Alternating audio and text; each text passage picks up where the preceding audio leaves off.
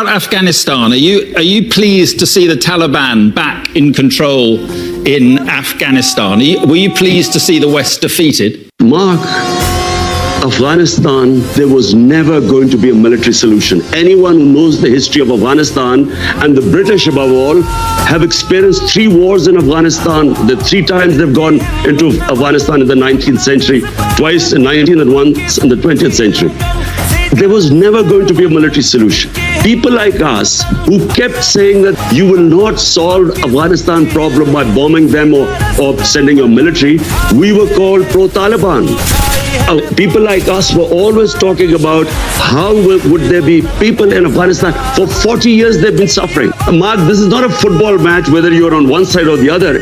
When there are problems there, the country that suffers most is Pakistan.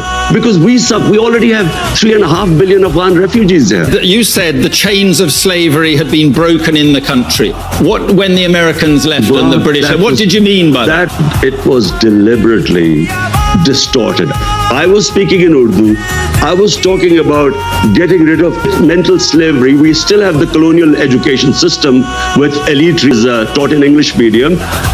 We had first time in our history had 1 syllabus for everyone.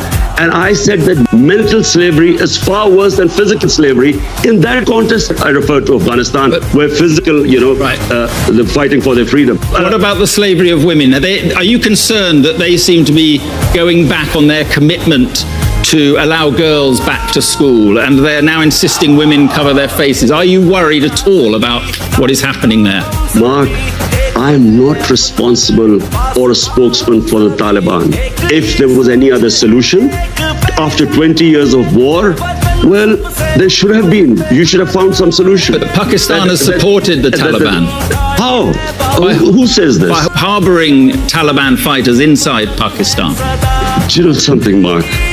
There is so much propaganda and ignorance about this whole Pakistan-Afghanistan situation. Pakistan lost 80,000 people. No country which supported the US in the war on terror gives as many sacrifices as we did. The only reason we lost 80,000 people was because we joined the US war on terror. Because the US was trying to find a military solution in Afghanistan where none existed, we were blamed. A country that gives sacrifices, we were blamed for the lack of success in Afghanistan. What is happening in Afghanistan has nothing to do with us. The fact is that a war in Afghanistan meant 5 million refugees at the beginning in the 80s. We have 3.5 million refugees. We had what were the Pakistan Taliban who were fighting against our state. We still have terrorism as a result of participating in the US war. For Pakistan to be blamed, there are 3.5 million refugees. Mark, how do you stop? How do we know who would go across and be with the Taliban? So Pakistan first time we fenced our border. There was open border before. So now 3.5 years, we have fenced the border. But please do not blame Pakistan. Pakistan is the collateral damage.